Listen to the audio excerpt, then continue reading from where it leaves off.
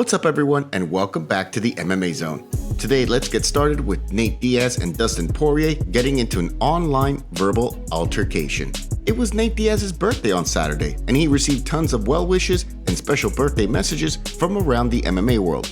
But it was a brief online exchange between he and Dustin Poirier that got heads turning. Diaz turned 37 years old on April 16th, and with him talking about retiring, there's been talk about Diaz fighting Dustin Poirier for his last ever MMA fight. While that bout has yet to be agreed to, Poirier decided to instigate Diaz a little over the whole thing. This is what Poirier had to say on Twitter to Diaz: "Get a deal done and get that whipped for your birthday." To which Diaz replied by stating this: "Bruh, no one likes you and you suck. Someone need to put a purple belt on you. Thanks for the birthday wishes though." Poirier hasn't fought since he was submitted by lightweight champion Charles Oliveira last December at UFC 269, but he had been busy in 2021, defeating Conor McGregor twice in back-to-back bouts. Meanwhile, Diaz last fought against Leon Edwards last year, losing a decision to Rocky. He's now on the last fight of his current UFC deal, and it's unclear who he would take on for that fight. Do you believe the UFC will eventually get this fight between Nate Diaz and Dustin Poirier done? Gilbert Burns says he showed that Khamzat Chimaev is not a monster. Welterweight contender Gilbert Burns was heading into his fight against Khamzat Chimaev as the underdog, despite being ranked much higher in the welterweight division and having fought for a title in the past. The fight was a back-and-forth affair and one of the best fights of the year, as both fighters showed just how skillful and powerful they are. Ultimately, Khamzat took the W with a unanimous decision in a close fight against Burns. For his part, the Brazilian believes that, while he has a ton of respect for the Chechen Swede, he proved that Khamzat is not the killer that everyone believes he is, and that he can be beaten. Going into this fight, Khamzat was 4-0 in the UFC and had finished all 10 of his MMA opponents, including those before he entered the UFC. Khamzat looked unstoppable. Then he met Burns. While he did beat him by a decision, the win was nowhere near easy, as Burns took a lot out of Khamzat at UFC 273 despite losing. Now, days after the loss, Burns says he's proud that he showed Khamzat is human. This is what he told TMZ about that. "I don't think he's the monster that people are putting him in. I just showed that he's human. I dropped him multiple times, but the guy's a warrior too, I gotta give that to him. But yeah, I just see another tough guy, nothing different than the other guys that I was facing, As for what's next for Burns, it's unclear, though he's consistently said he wants to fight for the welterweight title. Meanwhile, Khamzat could be taking on Colby Covington next, although no official word has been made about that. What do you make of Burns' comments here regarding Khamzat? Chael Sonnen believes Conor McGregor could return in August for the 170-pound strap. Since Conor McGregor broke his leg during his trilogy fight against Dustin Poirier last July, there's been a lot of commotion and discussions over when he could potentially return to the octagon. After all, McGregor is the biggest draw in all of MMA, a money-making machine who can pack and entertain a crowd like very few can. At the moment, he's getting back to sparring and is in the training room for a potential return sometime later this year. While it remains to be seen not only when he'll come back, but against who, McGregor himself has stated he'd love to fight this summer. Even better, he wants to fight for the welterweight title and take on Kamaru Usman. While McGregor has fought at 170 before, those fights were against guys who have fought mostly at 155 pounds throughout their career, in Nate Diaz and Donald Cerrone.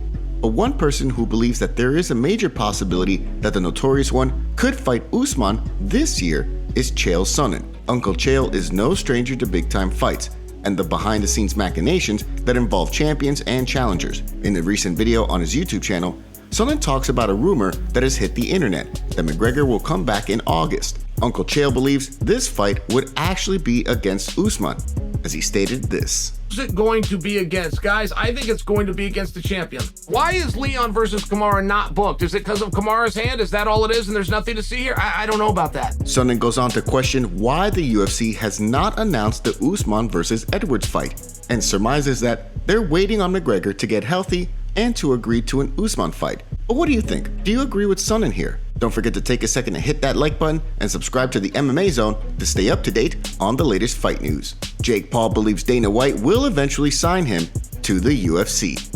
Jake Paul, the YouTuber turned boxer, is saying that his transition to MMA is inevitable.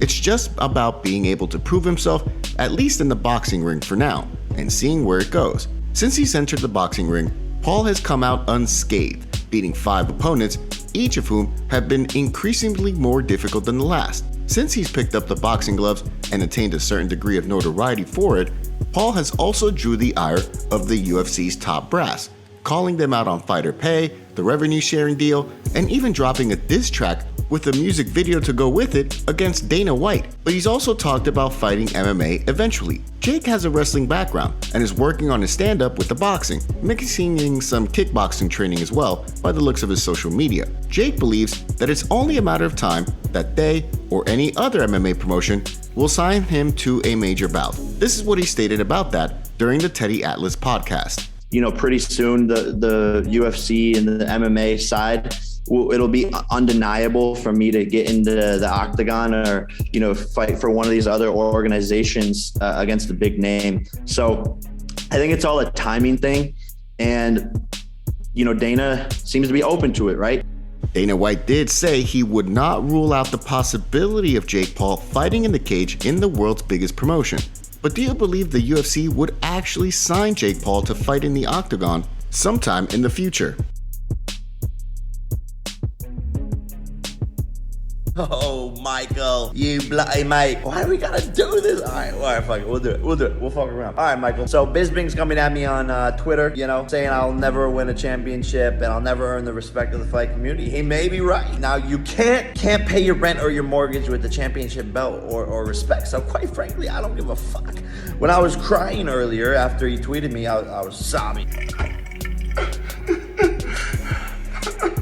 You know, then I was like, fuck. I started wiping my tears away with the $50 million that I made last year fighting. You know, in my last fight, by the time round 3 was over, I made more money than he did in his whole entire career. So I get why he's mad at the new kid on the block, whatever, talking all this shit. And, you know, when he looks at his bank account, guys, you may not know this, but he only sees half of it. So he really thinks he made half of that amount of money since he only has one eye. I fucking couldn't see. But the eye joke's not funny. I truly don't think it's funny. I think it's mean, and I am sorry.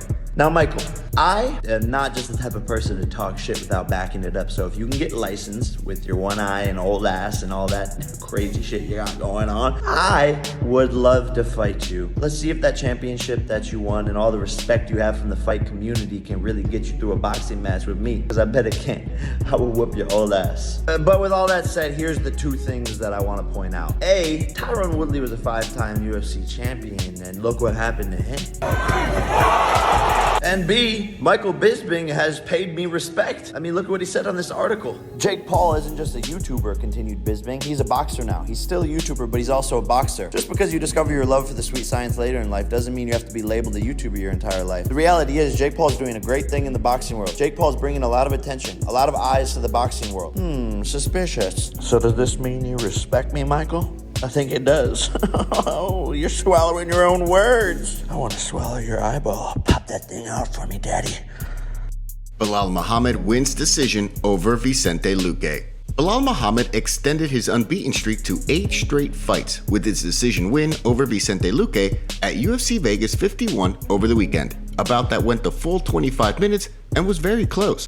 It was a great bout overall, as both men showed their mettle, but ultimately, Muhammad did more to win in the eyes of the judges, having taken down the Brazilian multiple times and controlled him for large portions of the fight. The win gives the Chicago native an 8-fight unbeaten streak, 7 victories, and all against some top-tier talent, including Damian Maia, Stephen Thompson, Diego Lima, and now Vicente Luque. After the fight, Muhammad called out Colby Covington instead of the champion Kamaru Usman, saying he wanted a crack at chaos and calls him out for taking on fighters who are smaller than him or who are on losing streaks. UFC President Dana White last week mentioned he would want to match up Covington against Khamzat Chimaev. But did Belal just put a wrench in those plans? What do you think? Who would be a good next opponent for Belal Muhammad? Perhaps Gilbert Burns? Let us know who you think would be a good matchup for him in the comments below. Today's video was packed with some juicy stories from the fight world. What are your thoughts about what's going on in MMA? Don't forget to smash the like button